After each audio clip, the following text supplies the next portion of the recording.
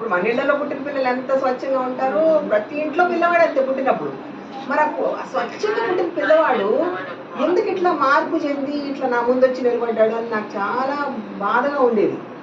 ఎందుకు ఇట్లా వచ్చి ఇంత పరిణామం ఎట్లా చెందాడు ఈ అబ్బాయి? ఈ పరిణామం చెందటంలో నా బాధ్యత కూడా ఏమైనా ఉందా అనుకునేదా నేను ఎప్పుడు. అంటే తప్పకుండా నా బాధ్యత ఉందనిపించింది నాకు.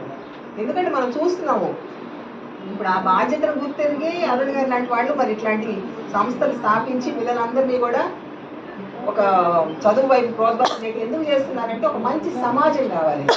ఇప్పుడు ఒక్క సమాజంలో మన పక్కన మన చుట్టుపక్కల ఎవరన్నా ఒక హంతకుడు ఉంటే మనకు కూడా భయమే కదా. కాబట్టి ఆ హంతకుడుగా మారకుండా ఉండే దాంట్లో మనం కూడా భాగస్వామి అవ్వాలి. కనుక ఎవడైనా ఒక మనిషి చెడిపోతున్నాడు అనుకున్నప్పుడు వాడు చెడిపోకుండా చూసేటటువంటి బాధ్యత మనకుంది.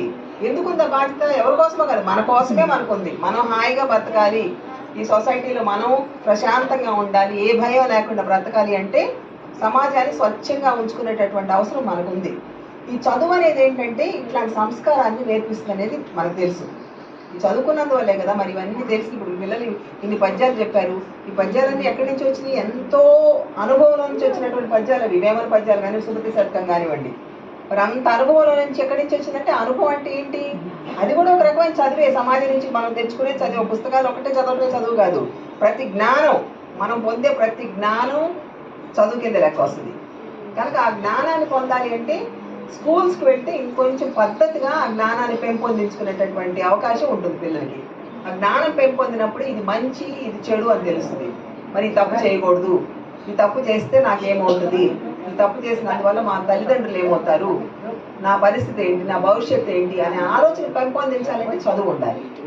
ఆ చదువు లేకపోతే ఏమవుతుందంటే ఏది తప్పు ఏది ఒప్పు తెలియని పరిస్థితి. ఏది ఒప్పు ఏది తప్పు తెలియనప్పుడు ఆ పిల్లవాడు ఒక చెడ్డవాడి చేతులు పడిపోయాడు అనుకోండి, వాడు ఏం చెప్తే అదే చేస్తారు. వాడికి తెలియదు కదా పిల్లలకి. కనుక మంచి చెడు ఆ విచక్షణ జ్ఞానం పెరగడానికి చదువు అనేది చాలా అవసరం. కనుక ఆ చదువు యొక్క ప్రాముఖ్యతను కనుక మీ తల్లిదండ్రులుగా మీరు ముఖ్యం. తల్లి పాత్ర చాలా ముఖ్యం. కుటుంబంలో ఏంటంటే తల్లిని మించినటువంటి మనిషి ఇంకా ఉండరు. ఎందుకంటే తన పిల్లవాడిని ఒక బాధ్యతగా పెంచుకోవాలనే కోరిక తల్లికి ఉన్నట్లు ఎవరికి ఉండదు కుటుంబంలో. కనుక మీరందరూ ఇక్కడ తల్లులే వచ్చారు కనుక మీకు చెప్తున్నాను ఇది. కనుక మీరు గట్టిగా తీర్మానం చేసుకోవాలి. ఏమన్నా కానివ్వండి, ఏమైనా అవ్వండి, నేను ఎన్ని కష్టాలైనా పడి మా పిల్లల్ని చదివించుకోవాలి అనేటటువంటి ఒక ధ్యాస మీకు ఉండాలి.